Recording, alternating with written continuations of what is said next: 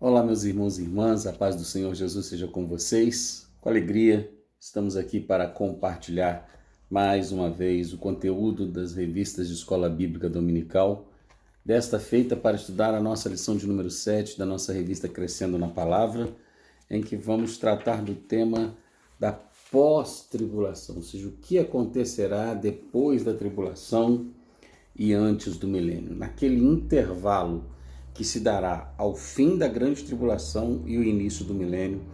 O que é que vai acontecer ali? É sobre isso que a nossa lição de hoje abordará. Para tanto, vamos usar o texto-chave do Apocalipse 19, versículo 16. No manto e na sua coxa tem escrito este nome: Rei dos Reis e Senhor dos Senhores. Porque na coxa, que coxa é um lugar de intimidade, né? Só põe a mão na nossa coxa pessoas que têm intimidade conosco, e o fato de estar escrito na coxa significa que somente os íntimos do Senhor é que sabem e o reconhecem como Rei dos Reis e Senhor dos Senhores. A verdade teológica, pastor Alain Vimar compartilha conosco, nos ensinando: hoje servimos ao Senhor com alegria, na certeza de que amanhã, juntamente com Ele, triunfaremos. A certeza do triunfo da igreja é inabalável. Nós não cremos que venceremos, nós sabemos que somos mais do que vencedores por aquele que nos amou. O texto congregacional, o texto do Apocalipse 19, ele fala da volta gloriosa do Senhor Jesus para julgar as nações que se levantam contra Israel. E mostra como o Senhor estabelecerá o seu reino milenial e preparará tudo para que esse reino seja implantado na terra.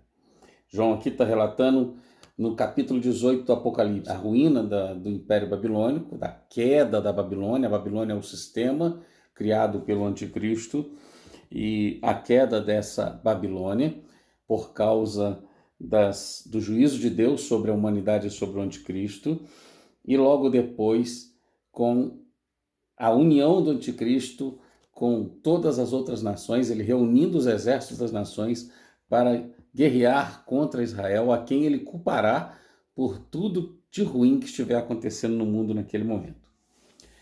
Nossa introdução diz que na lição de hoje nós vamos aprender 3 coisas muito importantes sobre esse período. A primeira delas é o impacto das 2 testemunhas, a ressurreição das 2 testemunhas como um fator preponderante, importantíssimo para a purificação do templo profanado pelo Anticristo, que foi, desde a metade da semana da grande tribulação. Pela queda da Babilônia e sem força política, pelo violento governo do Anticristo. Então, a ressurreição das 2 testemunhas será preponderante para o estabelecimento da queda do governo do Anticristo e de toda a Babilônia. Também nós veremos a batalha do Armagedon, quando o Anticristo estiver reunido com os seus exércitos para destruir Jerusalém, Israel, o que sucederá, como o Senhor envolver-se-á nessa questão para livrar o seu povo, descendo do céu com poder e grande glória, que é o terceiro tópico da lição que esmiuça esse pequeno trecho, a volta de Cristo e o julgamento das nações, como o Senhor julgará os povos assim que ele voltar ao final da grande tribulação. Bom, vamos lá, vamos ao conteúdo da nossa lição. As 2 testemunhas. Então veja, as 2 testemunhas são mortas ao final da grande tribulação, ressuscitam 3 dias e meio depois, totalizando aí, depois da grande tribulação, mais 26 dias, 30 dias. Nesse tempo, após a ressurreição das 2 testemunhas, em 30 dias, o templo será purificado, como foi profetizado pelo profeta Daniel, no capítulo 8, versículos 13 e 14, e no capítulo 12, versículo 11. O evento que marcará tal purificação, pelo que parece, será a ressurreição das testemunhas, no Apocalipse 11, 11. Por que tudo indica que será assim?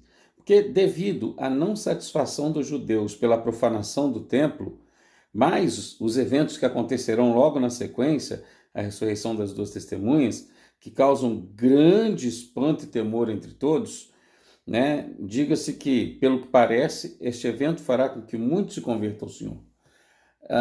É lógico, veja bem, duas pessoas são mortas diante de todo mundo, expostas pelas redes, pelas mídias, para que todos vejam o juízo do anticristo contra ela, são deixadas numa praça como sinal de humilhação e de recado a todos que tentassem se levantar contra o anticristo, e ao final de 3 dias e meio elas ressuscitam. É provável sim que isso traga um efeito de conversão sobre a vida de muitas pessoas, né? Então, a partir daí, então, começa o período da purificação do templo, né? Finalizando esse conjunto de informações que recebemos até o momento, precisamos considerar que, além desses fatos, e a indignação de todos os sobreviventes deste terrível período, onde um governo que se mostrou corrupto e violento, o levante contra a besta se tornou algo iminente e inevitável. Com a saída do anticristo em busca de aliados, houve uma reorganização dos valores e propósitos entre os remanescentes na fé. Então, diante de tudo isso, diante da ressurreição das duas testemunhas, do impacto dessa ressurreição sobre a vida das pessoas que se convertem, possivelmente muitos se converterão, o anticristo vai sair a buscar aliados pela terra e o remanescente fiel vai então se empenhar em purificar o templo com a ausência desse maldito homem que profanou o templo. Após então a ressurreição das duas testemunhas nos 26 dias e meio posteriores. Será um processo de purificação do templo com a saída do anticristo para buscar aliados para si. Logo na sequência, então, ao reunir esses aliados, nós entramos no tópico 2, a Batalha do Armagedon.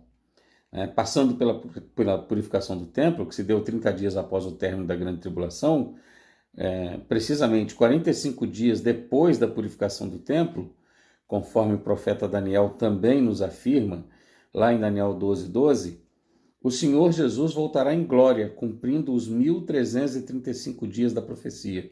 Então, acabou o período da Grande Tribulação, o anticristo perdeu o seu poder, a Babilônia ruiu, o império dele ruiu, ele então vai buscar aliados, ele sai de Jerusalém, onde ele está sendo adorado como Deus, e ele vai buscar costurar alianças para ele poder se vingar contra Israel, e nesse meio tempo, passar-se-ão 45 dias, e após esses 45 dias da purificação do templo, ou seja, aí somando já 75 dias, Jesus volta para repousar o seu pé sobre o Monte das Oliveiras.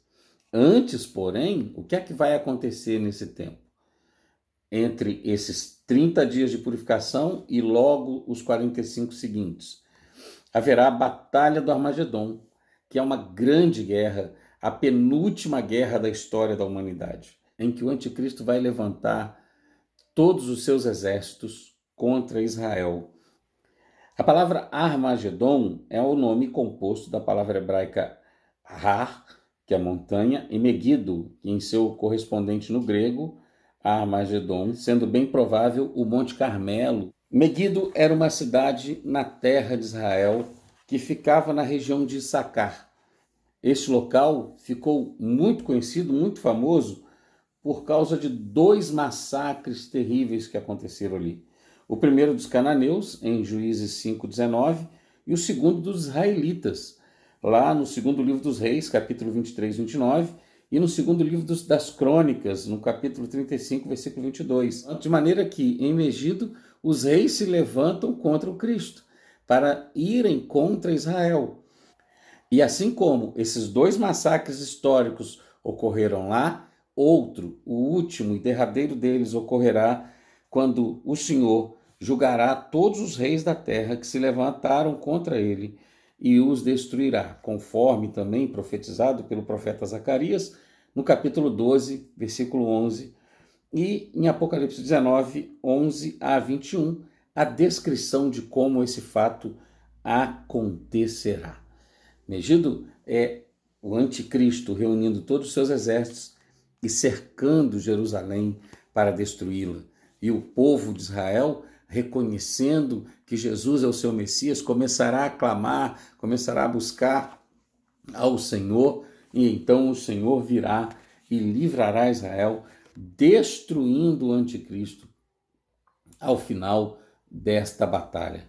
Essa batalha culminará com a destruição do anticristo, com a derrota plena. Nosso tópico 3 vai nos contar como isso acontecerá.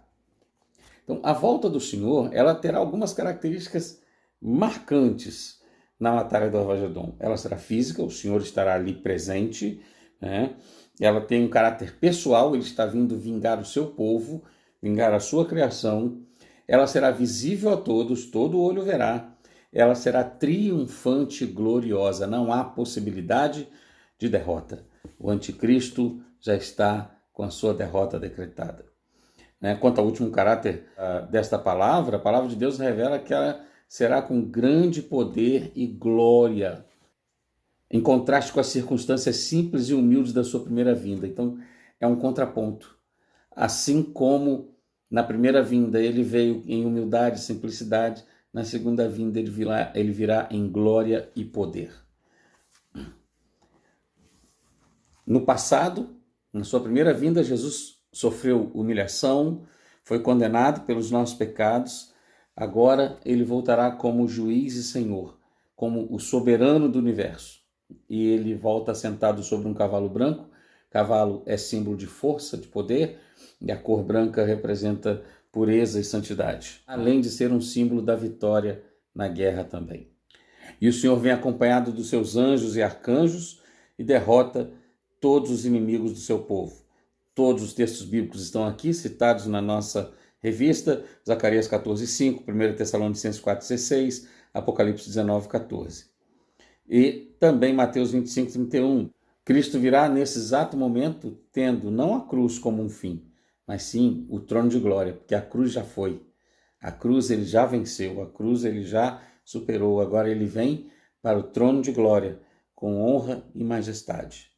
É importante destacar que apesar da vinda de Jesus ser uma vinda gloriosa, onde todos o verão com poder, com majestade, com grande autoridade, é importante a gente frisar que, mesmo sendo uma vinda gloriosa, com poder, com majestade, muitas pessoas estarão em oposição ao Senhor e receberão o seu juízo. Mas todos aqueles que não aceitaram o número da besta, que morreram por causa disso, que morreram por amor a Jesus, ressuscitarão e comparecerão diante do Senhor em seu tribunal para ouvirem a sentença no julgamento das nações.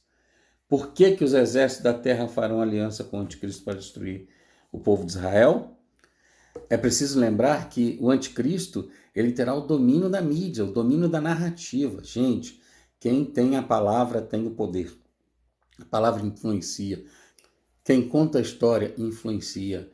A pessoa que tem o poder da fala, a voz, ela tem o poder de influenciar. E ela está contando a história e os outros terão que acreditar no que ela está dizendo. Isso é o que pesa em relação à pessoa do anticristo. E os povos acreditarão nele quando ele responsabilizar Israel por cada uma das coisas que estiver acontecendo de ruim no mundo. E por isso eles vão se levantar contra o povo judeu com muita facilidade, até porque são gratos por tudo aquilo que o anticristo vinha fazendo até então e não crerão que ele é o responsável pela destruição, mas que alguém está atrapalhando o bom reinado dele. Tudo isso trará resultados trágicos, mas infelizmente as pessoas são manipuladas por aquilo que ouvem e não pelos fatos, não pela verdade. Muitas vezes as pessoas nem procuram conhecer a verdade. As pessoas muitas vezes não têm a preocupação de investigar a verdade, elas creem no que lhes é trazido. E isso então é o que elas têm, as informações manipuladas pelo anticristo. Com a derrota do anticristo, a sua coalizão vai ser destruída, o anticristo e o falso profeta serão lançados no lago que arde com fogo e enxofre, e todos os exércitos que estavam aliados a ele foram derrotados e mortos, pelo poder de Jesus, servirão para alimentar as aves dos céus, porque os seus cadáveres jazerão mortos sobre a terra. E o dragão, Satanás, será preso por 1000 anos, Esse é o tópico de lições seguintes, que a gente ainda vai estudar no milênio. A conclusão da nossa lição, então, diz: como vimos, a ressurreição das duas testemunhas será o fato que determinará o tempo da purificação do templo, profanado pelo anticristo, que estará fragilizado pela queda do império, que ele mesmo criou, né? E para justificar todo o seu fracasso, ele vai acusar Israel e vai sair pelo mundo para reunir aliados. E fazendo isso, ele vai deixar o templo, que será purificado no período de 30 dias, né, para a adoração ao Senhor. E ao final disso ele volta para realizar a batalha do Armagedon, que a princípio na mente dele será contra Israel, porém ele terá que enfrentar o Senhor e sequer conseguirá dar um tiro, porque será derrotado com a volta gloriosa do Senhor nas nuvens, todo olho vendo o Senhor vir sobre a terra, destruir o anticristo, lançando-o juntamente com o falso profeta no lago que arde com fogo e enxofre e estabelecendo o juízo das nações para logo em seguida trazer a realidade o milênio prometido, o reino de Jesus, o descendente de Davi, prometido a Davi no segundo livro de Samuel. Mas isso nós veremos adiante. Que Deus abençoe todos vocês. Um forte abraço. Continuem dando o seu retorno, comentando, curtindo, compartilhando com outras pessoas e vamos juntos crescendo no conhecimento de nosso Senhor Jesus. Deus abençoe todos vocês. Em nome de Jesus.